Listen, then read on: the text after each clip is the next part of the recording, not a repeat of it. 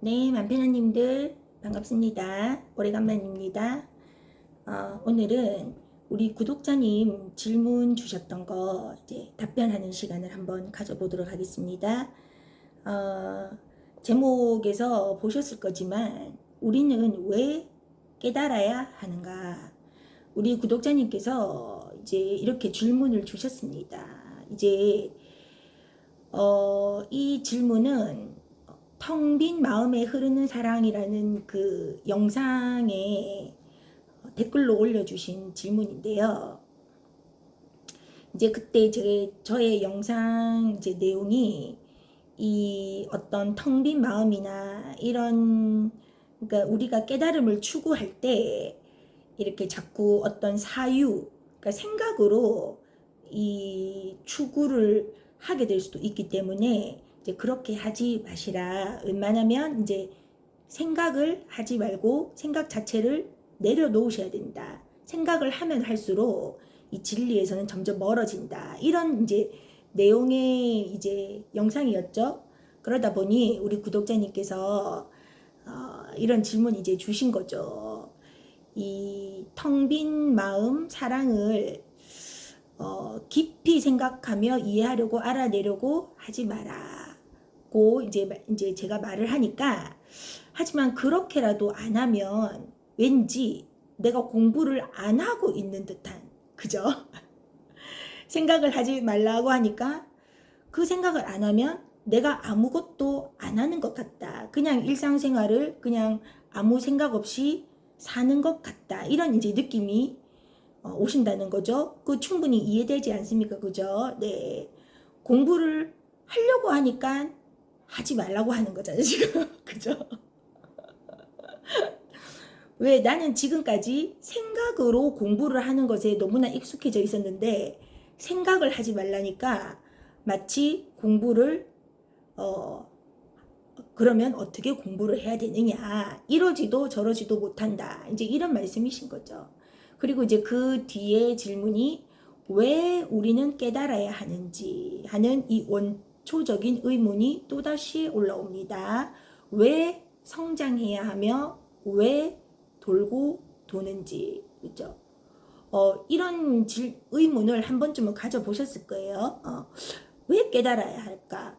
왜 이렇게 옛날부터 많은 어떤 구도자나 수행자나 출가자나 이런 사람들이 왜 이 속세를 등지고 이 구도의 길로 들어갔을까? 왜 이런 어떤 삶의 근원적인 이제 의문을 우리가 갖고 사는가? 인간이라는 것은 참 이 뭔가 의식적인 존재고 영적인 존재구나. 그래서 우리는 자꾸 뭔가 근원을 알려고 하는구나. 이제 우리가 이제 보통 이렇게 생각하잖아요. 그래서 왜 우리는 깨달아야 하는가 하는 이제 이런 의문이 이제 듭니다라고 하셨죠. 우리 구독자님 질문은 이겁니다. 여러분들 다 아시겠죠? 그래서 제가 이제 영상을 찍어야 되는데 차일피일 미루고 있었습니다. 왜냐, 이 뭐라고 해야 되지? 어떻게 말씀드려야 하는지는 아는데 이게 막 말하고 싶은 순간이 올 때까지 전 좀 기다려요. 그러니까 뭐 예술가들로 따지자면 뭔가 영감이 뭔가가 솟아오를 때 그럴 때를 조금, 그러니까 쉽게 말하면 제가 하고 싶을 때 한다 이 말입니다. 네, 그래서 좀 오래 걸렸습니다. 죄송합니다. 자, 마침 이 얼마 전에 그 나탐님께서 신이 되는 법 이렇게 뭐 실전편 이렇게 또 영상을 올려주셨는데 그 영상에 대한 또 해설도 또 우리 구독자님께서 좀 이렇게 부탁을 하셨습니다. 그래서 그 뭐라고 해야 될까? 나탐님 영상 같은 경우는 워낙 이 세세하게 설명을 잘 해주시는 분이기 때문에 굳이 제가 사실은 해설을 달아야 되나 하는 생각이 있어요. 그런데 이제 이 우리 오늘 구독자님 질문과 딱 이 같은 맥락이지 않습니까? 그래서 그냥 곁들여서 한번 해보겠습니다. 이제 이렇게 그 나탐님 영상에서 이렇게 의문을, 그러니까 질문을 던지시거든요. 참나를 자각하는 것이 왜 중요한가? 그죠? 그러니까 왜 참나를 알아야 되는가? 왜 참나를 각성을 해야 되는가? 예, 이제 그 말인 것이죠. 이제 우리가 저는 사실 그렇게 생각해요. 참나를 뭐 깨닫지 않아도 상관없다. 예, 저는 그렇게 생각합니다. 제가 어떤 깨달음을 각성 또는 체험, 쉬운 말로 깨달음을 얻고 보니 그런 생각이 들어요. 이 깨닫기 전에는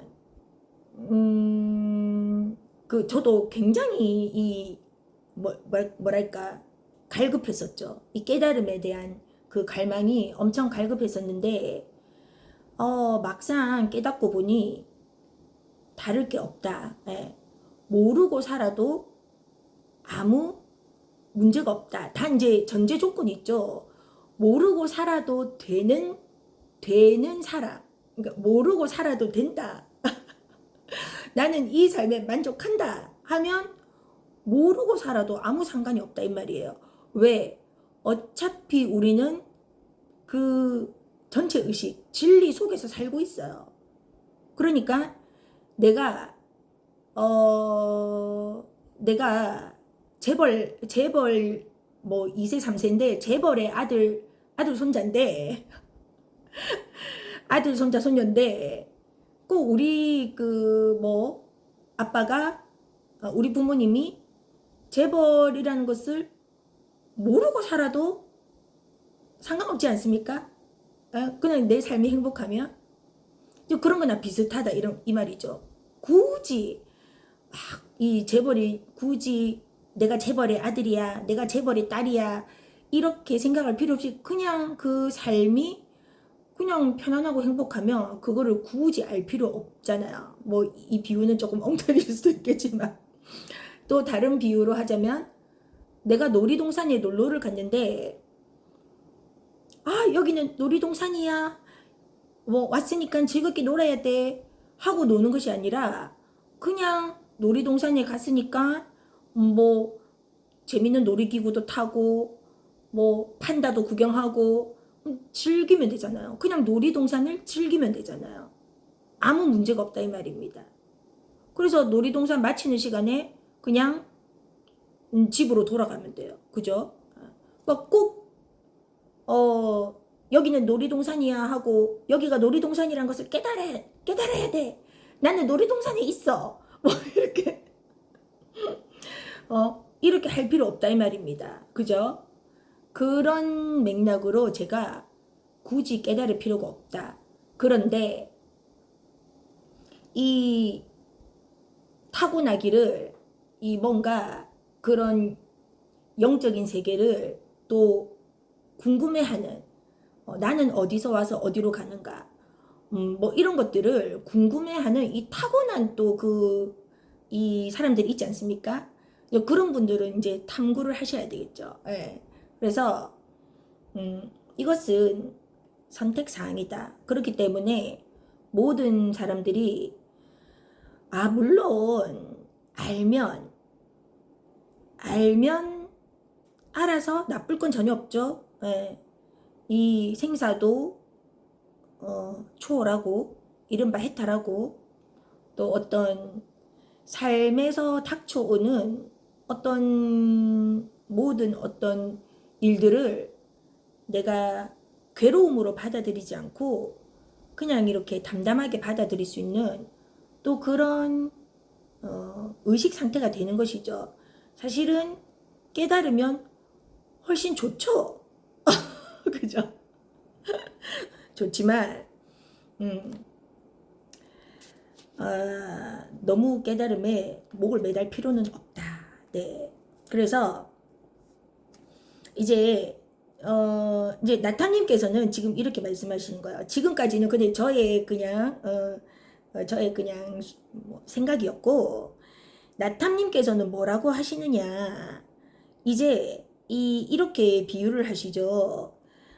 A와 B 두 사람이 있는데 이 두 사람이 둘 다 꿈속에서 살고 있는 거예요. 꿈에서 살고 있는데 이 A는 지금 이것이 꿈인 것을 아는 거예요. 이 세상, 내가 체험하는 이 현실이 모두 꿈이다 하는 것을 알고 꿈을 꾸고 있고, 그리고 B라는 사람은 내가 지금 꿈을 꾸는지조차 모른다라는 거죠. 그러면 이 둘의 의식의 차이는 사실은 굉장히 천지 차이인 것이죠. 꿈을 꾸는 것은 똑같다 이 말입니다. 그래서 우리가 현실에서 이제 이게 왜 문제가 되느냐, 행복한 꿈을 꿀 때는 상관이 없어요. 그죠? A나 B나 두 사람이 그냥 마냥 즐거운 꿈만 꿀 때는 상관이 없는데, 뭔가 괴로운 이제 이 현실 체험을 한다, 즉 꿈을 꾼다 이렇게 되면 이 두 사람의 삶의 어떤 이 체험이 확 천지 차이가 되는 거죠. 완전 천국과 지옥이 돼버리는 거죠. 그래서 어떤 현실에서 느껴지는 우리가 어떤 괴로운 감정, 뭐 수치심이라든지 분노라든지 뭐 어떤 무시당한다라든지 뭐 이런 사랑받지 못하고 버림받는다라든지 이런 모든 이런 그 느낌, 이런 느낌들을 현실 체험을 할 때 이제 A는 이것은 꿈인 것을 알기 때문에 거기에 이 휘말리거나 이렇게 괴로워하지 않죠. 예. 괴로움이 잠깐 느껴질 수는 있어도 이것은 그냥 내가 만들어내는, 그러니까 이거는 우리 김상훈 선생님 말씀하고도 또 같은 맥락이죠. 예.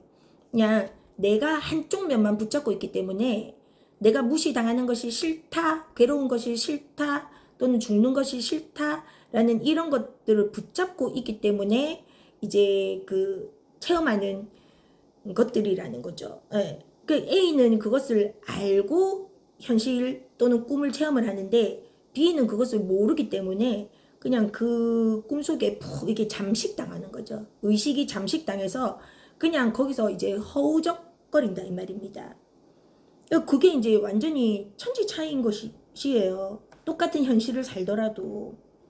그래서 이제 이 나타님께서는 그러면 어떻게 이 참나를 자각을 해야 하는가, 또는 참나 체험 또는 참나를 경험해야 하는가 하는 그 네 가지 방법에 대해서 말씀해 주셨는데, 첫 번째는 궁금해하고 알고 싶어 하기라고 하셨어요. 이거는 늘 저도 말씀드리는 거잖아요. 우리가 어떤 궁금증이 있을 때 그것을 이렇게 마치 내가 알을 품듯이, 또는 우리 화두 참구를 하듯이 내가 그것을 좀 이렇게 품고 있는 거예요. 그게 바로 궁금해하고 알고 싶어하는 그 방법인 거죠. 우리는 왜 깨달아야 하나라는 의문이 나에게서 이제 샘솟아 올랐다면 그것을 굉장히 소중하게 이제 알을 품듯이 딱 품고 있는 거예요. 그렇게 그거를 품고 궁금해하고 이제 그렇게 하는 것이 경험을 위한 첫 번째 출발입니다. 그런 궁금해하는 것조차 없다면 이 어떤 의식 각성이나 체험이 쉽게 되지는 않겠죠. 그래서 이때 우리가 이제 좀 조심하셔야 되는 게, 너무 이렇게 생각을 너무 이렇게 많이 생각의 꼬리에 꼬리를 물고 이렇게 따라가 버리면 그것은 이게 조금 위험하다. 너무 이제 생각으로 계속. 그래서 이게 참 이제 굉장히 위험한 게 뭐냐면, 위험하다라기보다는 참 안타까운 게 뭐냐면, 이 어떤 삶과 죽음에 대한, 또 우리 존재 본질에 대한 사유를 굉장히 깊게 하다 보면 마치 내가 깨달은 것 같아요.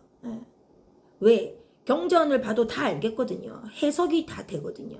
그러니까 어떤 책을 봐도 다 해석이 돼요. 왜? 거기를 완전히 깊게 파고 굉장히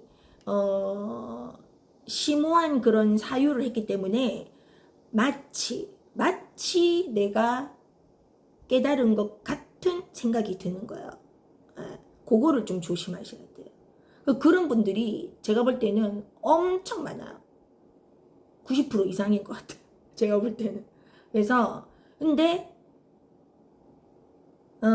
보면 표시가 나요. 그러니까 지식적으로 이렇게 또 철학이나 깊은 사유를 통해서 깨달음에 접근하신 분들은 보면 표시가 나요. 네, 이제 그래서 제가 너무 생각을 많이 하시지 마라 하는 게 이제 약간 이런 맥락인 거죠. 진리에서 멀어집니다. 생각을 많이 하시면. 그래서 궁금증은 갖고 있대. 우리는 그냥 생각을 좀 버리시고 의식이 자꾸 깨어 있어야 됩니다. 자, 그래서 2번이 이제 이렇게 연결이 되거든요. 2번에서 뭐라고 하셨냐면 마음이 편안할 때 관찰자 모드를 킨다. 자, 마음이 편안할 때 관찰자 모드를 켜는 게 이제 1단계예요. 이제 요 나타님께서는 뭐 이렇게 좀 이렇게 뭐 산책이나 운동이나 내가 뭔가 편안한 상태에 있을 때 의식을 켜라는 거죠. 왜? 이게 제일 쉬운 단계거든요. 그러니까 우리가 명상을 하거나 이렇게 편안한 상태에서 내가 탁 의식을 깨어서 관찰자 모드로 이 나를 관찰하는 것은 굉장히 쉽잖아요. 예를 들어서 이 굉장히 뭔가 마음적으로 힘든 상황일 때는 의식 관찰자 모드를 켜기가 쉽지 않잖아요. 그러니까 쉬운 단계부터 내 마음이 편안할 때 그때부터 이제 관찰자 모드를 켜는 자꾸 연습을 하셔야 됩니다. 자, 그렇게 하면 나타님께서 뭐라고 하셨냐? 나와 대상이 사라진다. 내가 운동을 하고 있을 때 내가 뭐 그 나타님께서는 그 뭐죠? 뭘 바벨을 든다고 하셨나? 뭐 이렇게 저는 헬스를 안 해봐서 잘 모르겠는데 하여튼 뭐 이렇게 막 무거운 걸 들고 있는데 그때 이게 약간 그 관찰자 모드를 제대로 켜면 이 약간 무아지경이 되는 것이죠. 그래서 이 무거운 바벨을 드는 나와 바벨을 따로 이렇게 주체와 어떤 대상으로 따로 의식하는 게 아니라 그냥 이게 통으로 의식이 되는 거죠. 단 관찰자 모드를 제대로 잘 켰을 때 제대로 의식을 딱 깨가지고 이 운동을 하는 나를 계속 이렇게 또렷한 의식으로 지켜보고 있다 보면 어느 순간 나도 사라지고 이 무거운 것도 사라지고 그냥 이 통으로 그냥 하나가 되는 거예요. 이렇게까지 가는 것만 해도 사실은 굉장한 거죠. 그래서 나와 대상이 사라지는 이런 순간에 대한 본문은 법상스님도 많이 해주시고 로건님도 많이 해주시거든요. 그런 또 영상을 참고해 보시면 좋겠죠. 그래서 이렇게 이제 나타님처럼 운동할 때 이 운동하는 내 모습을 가만히 관찰을 하다 보면 어떻게 되느냐. 무라일체 또는 무아지경이 돼가지고 이 통째로 그냥 텅 비어 있구나 하는 그 어느 탁 자각이 오는 그 순간이 온다 이 말입니다. 그것을 김상훈 선생님께서는 뭐라고 표현을 하셨냐? 오감 밖이 텅 비어 있다라고 그렇게 말씀을 하셨어요. 오감 밖이 텅 비어 있다. 그래서 지금 이게 참나를 경험하는 두 번째 방법이자 첫 번째가 뭐였죠? 일단은 궁금해하고 알고 싶어하는 마음을 이렇게 가진다. 두 번째는 마음이 편안할 때 관찰자 모드를 켠다. 그러면서 다시 이것은 이제 1단계가 되는 거예요. 왜? 가장 쉬운 방법이기 때문에 마음이 편안할 때 관찰자 모드를 이제 켜는 겁니다. 자, 그 다음에 이제 3번인 거죠. 참나를 어떻게 경험하는가 하는 그 3번이 이제는 마음이 편안할 때뿐만 아니라 매 순간 관찰자 모드를 켜는 겁니다. 좋은 순간뿐만 아니라 매 순간 관찰자 모드를 이제 켜는 거죠. 그러니까 결국 거의 이제 하루 종일 의식이 이제 깨어 있는 거죠.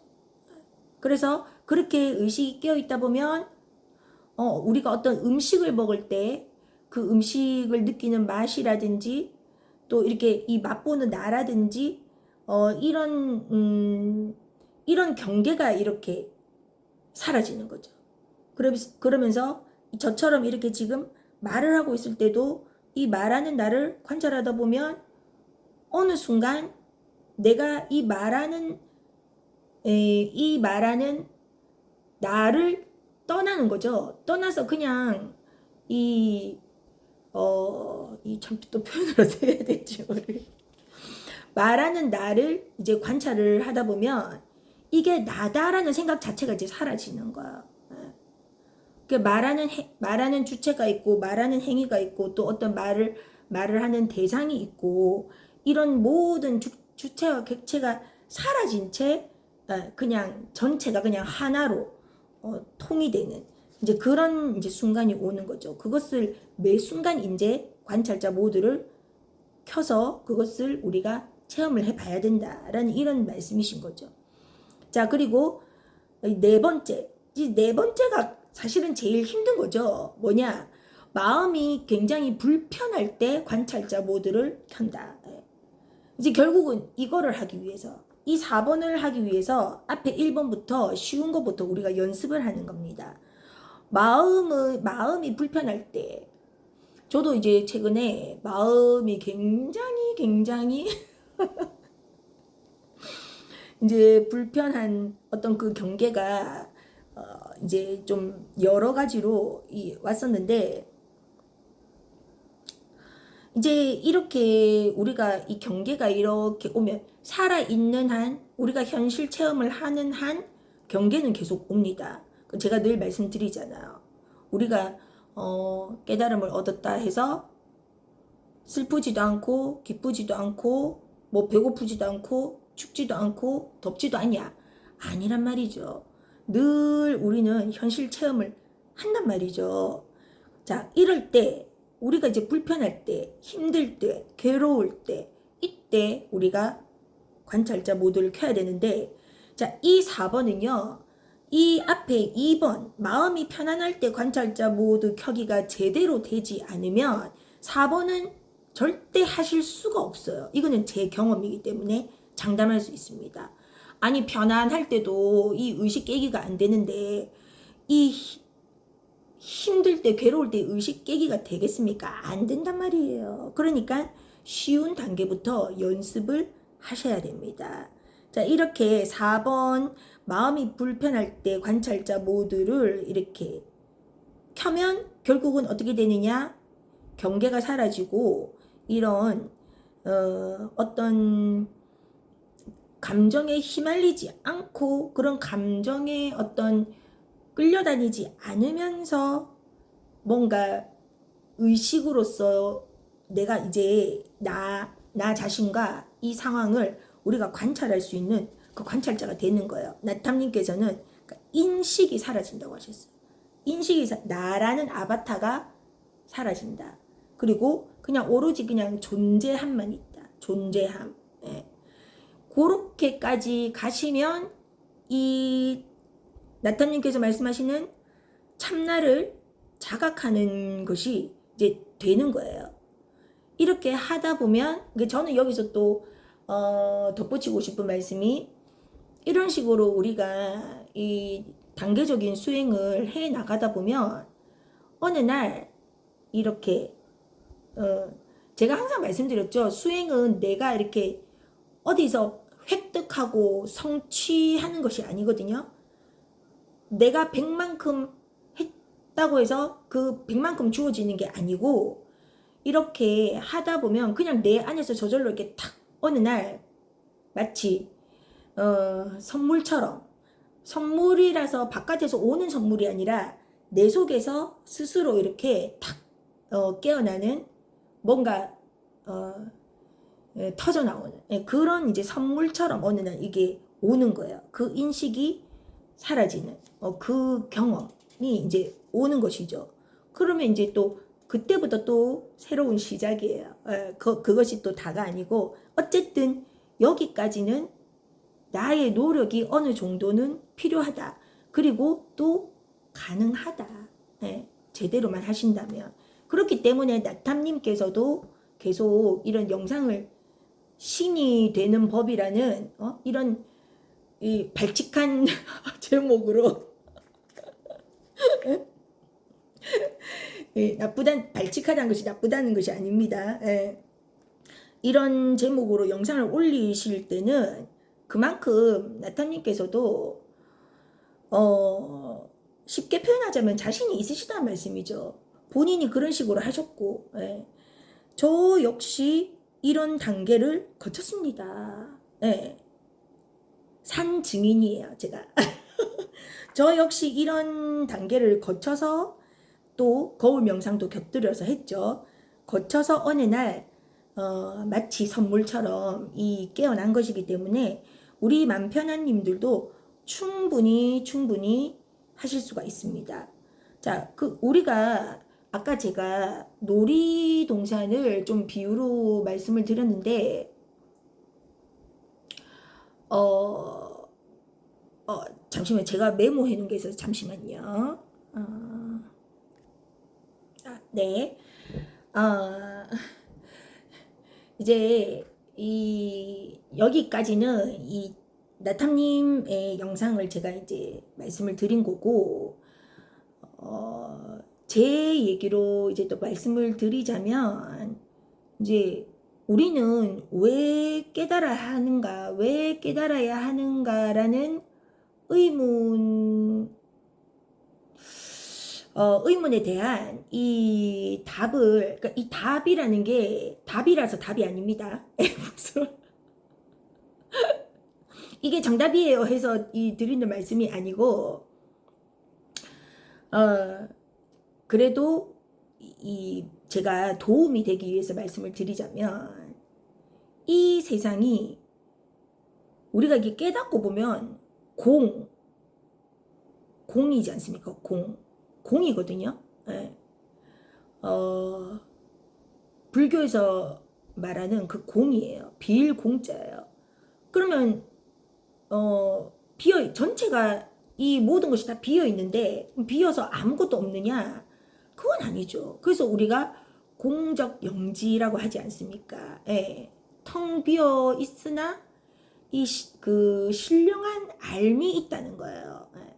그게 우리가 말하는 전체 의식, 예, 전체 의식인데, 공이 결국 전체 의식이에요. 전체 의식이 공이고 본질이 그렇다 이 말입니다. 그래서 뭐 색즉시공, 공즉시색인데 어쨌든, 자, 그래서 공이라는 이 본질을 우리가 모르면, 그러니까 공이라는 거를 알기 위해서 깨달아야 되는데, 굳이 답을 하자면 말입니다. 왜 우리는 깨달아야 하는가? 공인 것을 알아야 된다. 그러면 공인 것을 알면 뭐 어떻게 되는 겁니까? 공인 것을 알면 괴로움이 없다 이 말입니다. 그죠? 공의 성질은 그냥 나타났다가 사라졌다가 나타났다가 사라졌다 하는 거예요. 그러니까 이 모든 것은 뭐 생주이멸이죠. 예. 뭐 성주개공일 수도 있고, 이 모든 이 본질이 그런 식으로 다 순환이 되고 뭔가 계속 이렇게 돌고 도는 겁니다. 왜 우리 구독자님께서 왜 돌고 도는지 하셨는데 본질이 돌고 도는 거예요. 그래서 본질이 이 돌고 도는 거기 때문에 이걸 어떻게 할 수가 없어. 예. 그 돌고 도는 성질을 이름하여 한 글자로 표현을 했을 때 우리는 공이다 하는 겁니다. 예. 왜? 그냥 어느 하나가 딱 정해져 있는 게 없어요. 영원한 것은 없다 이 말입니다. 예. 그 재행무상이라 이 말입니다.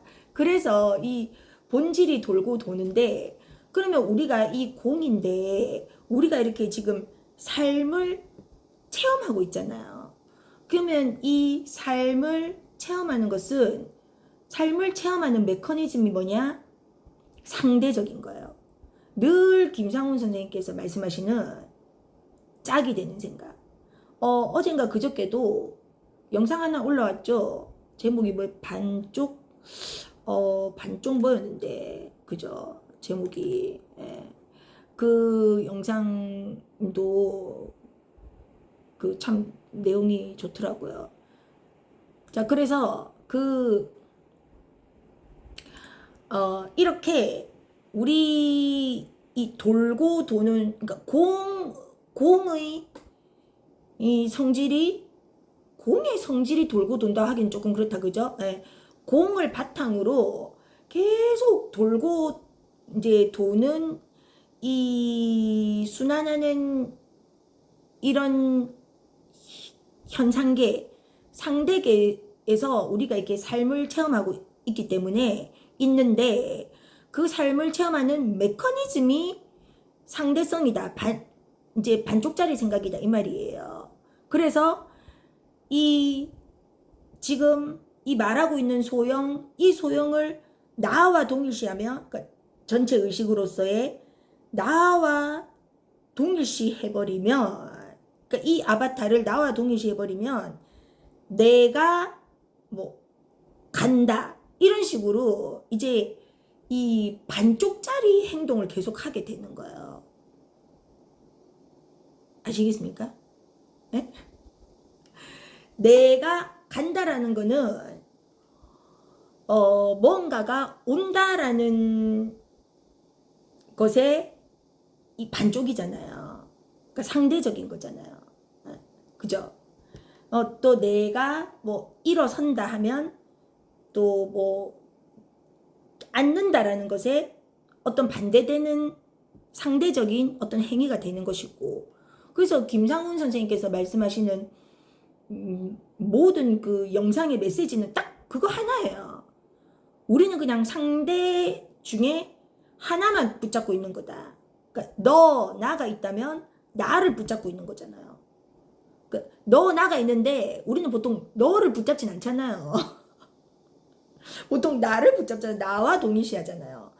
아니, 상대를 만약에 나와 동일시했다. 그러면 이 세상에 이해 못할 일이 없고 분쟁도 없고 싸움도 없겠죠.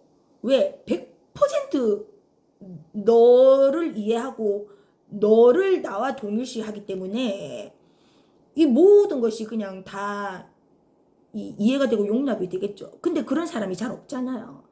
나는 나를 나와 동일시하잖아요. 그러니까 나와 너가 있다고 하면 우리는 이것을 통으로 전체로 볼 수 있는 의식 각성이 안 되어 있기 때문에 나만 의식하는 거예요. 그래서 그냥 이 모든 이 세상 만물은 상대성으로 이루어져 있다. 그러니까 우리가 이 상대성을 떠나게 되면 어떻게 되느냐? 그 공을 우리가 각성하게 된다 이 말입니다. 텅 비어 있음.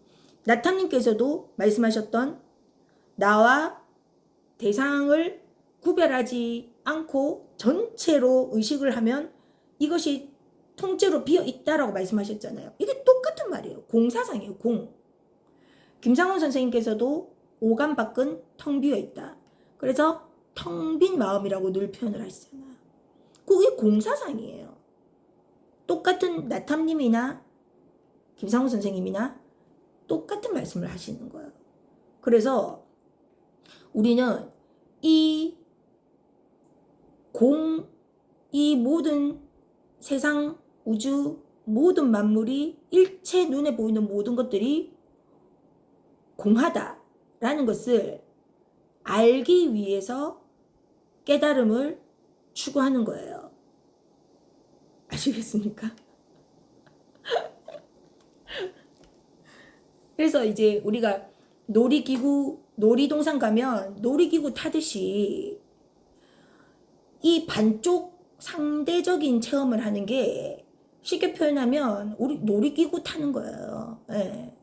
그래서 놀이동산 가면 즐겁게 놀이기구 타고 놀면 되듯이 우리도 이 현실 체험을 할 때 그냥 상대적인 놀이기구를 타고 현실 체험을 하는 거예요. 왜? 그래야 재밌고 실감이 나잖아요. 그죠?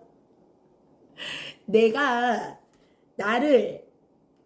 나와 동일시하면 이 체험하는 게 즐겁잖아요. 체험이 생생하잖아요. 생생한 체험이잖아요. 그럼 반대로 괴로운 것도 그만큼 생생해지겠죠. 즐거움이 생생한 만큼 괴로움도 생생하다 이 말입니다. 꼭 그거를 겪는 게 뭐 나쁜 일입니까? 나쁜 거 아니에요. 예.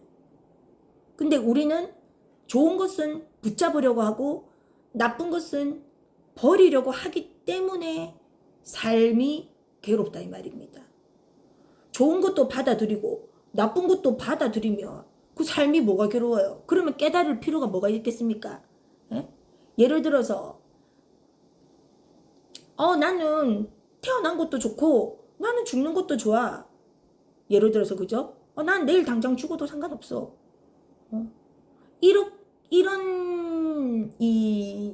내가 마음이 된다면 이렇게 모든 것을 내가 받아들일 수 있다면 이 삶이 뭐가 괴롭냐고요. 그 깨달음이 뭐가 필요 있어요. 그러니까 놀이동산 즐기듯이 그냥 현실 체험 즐기면 되는 건데 그죠? 나는 뭐 배우자한테 또는 사랑하는 연인한테 사랑받는 게 난 너무 행복해. 근데 나는 저 사람한테 사랑받지 않아도 나는 괜찮아. 난 버림받아도 괜찮아. 하는 사람이 어디 있냐고요. 있으면 그 사람은 해탈한 사람이다. 다른 깨달음을 따로 추구할 필요가 없다. 왜? 이 좋은 것도 받아들이고 나쁜 것도 받아들이고 그렇게 그냥 이 삶 자체를 즐기는 거예요. 그래서 제가 예전에도 늘 그런 말씀 드렸지만 뭐라고 했죠? 제가 극약 처방 말씀드린 적 있잖아요. 다 괜찮다 하시라고. 다 괜찮다. 저희의 메시지는 옛날부터 지금까지 동일해요. 늘 똑같은 소리. 다 괜찮다 하시라고. 버림받아도 괜찮아. 죽어도 괜찮아. 병들어도 괜찮아. 다 괜찮다 하시면 된다. 그런데 그게 쉽냐고요. 그게 쉽지 않잖아요. 그러니까 이렇게 깨달으려고 막 발버둥을 치고 노력을 하고 괴로움에서 벗어나려고 그러는 거 아니겠습니까? 그죠?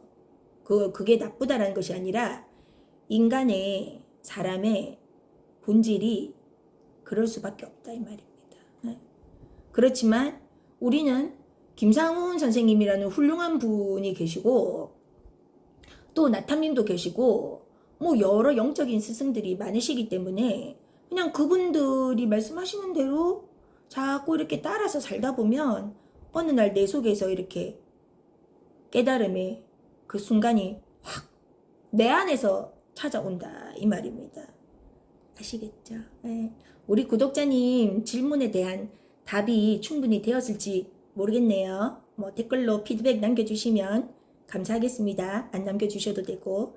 네, 그러면 또 영상 끝까지 시청해 주셔서 감사합니다.